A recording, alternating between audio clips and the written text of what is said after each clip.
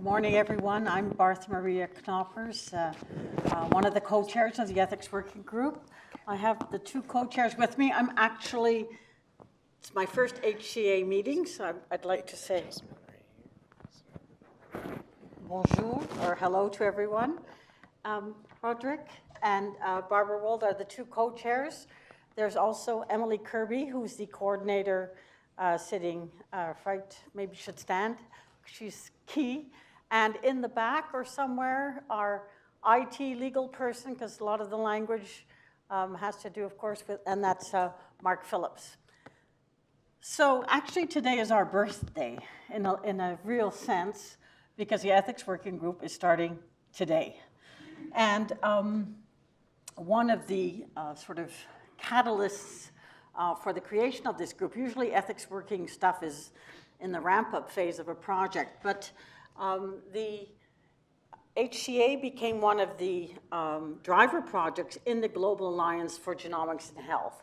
And I think that particular event, which was only a year ago, we found a common philosophy and common goals and an interest in international collaborative science. And what's unique about the Global Alliance for Genomics and Health is that it takes a completely different approach from the traditional ethical legal frameworks that are applied, which is we need to protect research participants from potential harms of research. And this, of course, has its historical or socio-historical origins. But the Global Alliance decided, when it was created, to take a completely different approach. And that is to activate the human right of everyone to benefit from scientific progress and its applications. So you say, okay, that's nice, that's in a declaration, that's the UN, and so what? But this particular human right was then transformed into a legally actionable right in 1966 in an international covenant. And if something is signed and ratified, 168 countries, by the way, it becomes legally actionable, which means every citizen in those 168 countries can go to their governments and say, what have you done about my right to benefit from science and its applications? And what have you done to activate this right? Because unfortunately, this is what we call a Cinderella right. Since 2009, or it wasn't until 2009 that attention was being paid or began to be paid to this human right by international organizations, the most recent one being the AAAS, which has made it one of its primary goals to activate this right. So the Global Alliance of Genomics and for Genomics and Health, it's a data-intensive international consortium, but it builds on a tradition since the SNP consortium of the 1990s of open collaborative science as opposed to socioeconomic focused scientific goals. So we have a lot of international projects that worked towards this kind of an approach to data-intensive science. Now we are even more grassroots. It's a tool builder, a product builder, a standard builder, a policy framer, but it's not actually working on any one particular scientific area or disease, except probably data science in particular. It has a number of organizational members, and if you look at the range of participants, 70 countries, 2,000 subscribers, you'll see that life science and IT companies constitute almost half of the composition. Now, since October, so 1 year ago, decided to take these tools, these products, these APIs, these data dictionaries, and these framework for responsible sharing, and actually partner up with real-life projects that might need GA4GH tools or could contribute tools that they'd already built to this model, to the GA4GH model, and you'll see HCA is up there. So what are the principles then? To enable, to catalyze, to activate, to start looking from genomics to health, saying, look, we've got the map, we've done it, but now what? How do we integrate this into health, into healthcare systems, and so on, in terms of from discovery all the way to industry? It encourages federated approaches, and I could see in all the technical, the importance of interoperability, of standards, of harmonization, so that you don't do all the work and then get blocked because everyone else has done it differently and you can't share. And that includes ethics. So we've been building toolkits. One of the ones that I know is of real interest to everyone, well, obviously consents and all that stuff, that's traditional. But you'll note that there's a registered access as one of the tools we're working on, somewhere between open, which is increasingly being sort of narrowed down because of re-identifiability issues, and controlled, which we're getting very efficient on in some consortia, but other consortia or other databases are very slow, which is a DACO, a Data Access Committee, building an intermediary, a more efficient online approach that still authenticates those who want access, but also makes it possible to be efficient. There's a data sharing lexicon. This actually was not a multidisciplinary group. We had 13 legal beagles on this one. Why? Because everybody talks different language. De-identification, everyone here in the United States knows that, oh, they say HIPAA, remove 18 variables, blah, blah, blah.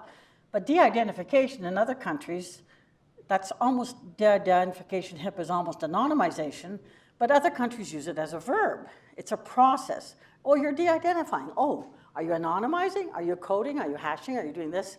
And so it doesn't mean the same. And then the Europeans come up with GDPR with its pseudonymization, which means coding, and so on. So it's kind of a way of creating a concordance across different terms. I'm almost given up on the last one. If anyone has energy and wants a 10-year project, take up this ethics review equivalency, how to get ethics committees, IRBs, REBs, RECs, whatever you call them, around the world to recognize that the way they work, the values that they use, the principles, composition, procedures, everything, are actually equivalent, or so they can mutually recognize each other, so you don't have to go in front of 17 REBs. But this is, we've got it created, but no one's put it into practice yet. So what's this have to do with HCA? Well, we started a month ago with a working group with 12 members from 9 different countries, and I'll show you all the work that we have to do. And being Barbara and Roderic and Emily and Mark and I are just sort of overwhelmed. Don't worry, we will get things out, and we know all the issues so far, but don't be shy, because if we're not connected to the science, if we don't know what you need or what you think, have the foresight to think you might need in the future, we're just going to be reacting, and that's no way to do policy. We don't provide legal opinions. I say that because don't worry, there will be sufficient discussion of all the legal issues from the different countries, but I'd be in great professional difficulty if I did legal opinions. All right, so what are the challenges? GA4GH is a data-intensive international consortium, so we're back to that issue because tissues do provide data, which is what you then build on. But there are definitive issues around the type of tissue, the type of collection, and who, and the consents, and what you can do with them for how long, and that kind of thing. The GDPR, I'm not even going to go into. It's thrown every meeting I've been to in the last 4 months. This is the main issue. People say, well, that's Europe. No, it isn't Europe. It's anything international is affected by the General Data Protection Regulations. Sorry to use acronyms. And this is big business. We have to stay calm. We have to figure out how to respect it and how to make sure we can work within it in an efficient way and not overreact or become too protectionist and too conservative. Let's take a creative interpretation of the GDPR. So now, what is going to be open? Because we believe in open, but what's going to be open? It's a reference map, it's an atlas, and what kind of approvals do you need? That depends what kind of data you're going to put into the open or other access databases. So we're starting in a month, and we're just funded at the Center of Genomics and Policy at McGill to be a platform to support all these activities of the EWG, for the governance committee, and working with all the technical and scientific groups. So don't be shy, and we will try to mix and match as much as possible. This is unreadable. It just sort of shows, it's a work plan about consents, about where do your tissues come from, what kind of tissues are they, where are they stored, and so on, and all the different stages that we have to look at from an ethical legal point of view. There's also biobanks involved, which often have separate rules, et cetera. And from research has rules, clinics have rules, and so on. So we've started, actually, we hope to have a Christmas present for you. We started ahead of having a contract to look across 8 countries, plus international and regional OECD or World Medical Association or whatever. Look at these 3 sources and take across the 8 countries plus the international regional norms at a very high level. We have 50 pages, but we're going to produce 10 pages of understandable, i.e. no legal gobbledygook kind of documents. What are generally the frameworks within which these tissues can be collected and used? So we're going to hopefully have those ready by Christmas. And there's so much work to do. Don't know where to start, but you can see them all here. I noticed that there was a publication committee. You need to mention publications and consents. You need to mention data access and consent. So we're all really interrelated in order to make this work. And finally, people have been asking about, what about stuff I've got already that doesn't fit with the GDPR, or so retrospective consent filters to see what you can or cannot do, engagement tools, hopefully, and also inventories of what you already have. Finally, probably in year 2, when we sort of calm down and get things out and working, we hope to provide an ethics help desk for you. So, you know, yeah. And not on Saturday night at midnight, please.